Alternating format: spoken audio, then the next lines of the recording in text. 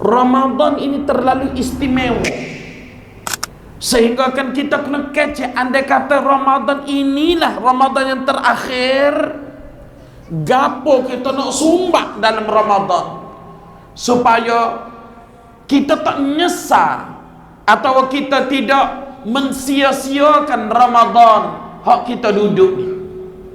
Setahu mana nak bisa ni Ramadan ni, setahu mana special ni Ramadan.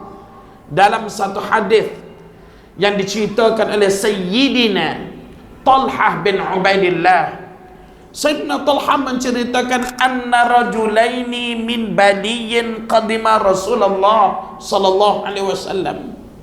Sesungguhnya ada dua orang laki-laki yang berketurunan Arab Baliyin telah datang berjumpa dengan baginda Nabi sallallahu alaihi wasallam. Dan dua-dua orang ni dua-dua masuk Islam.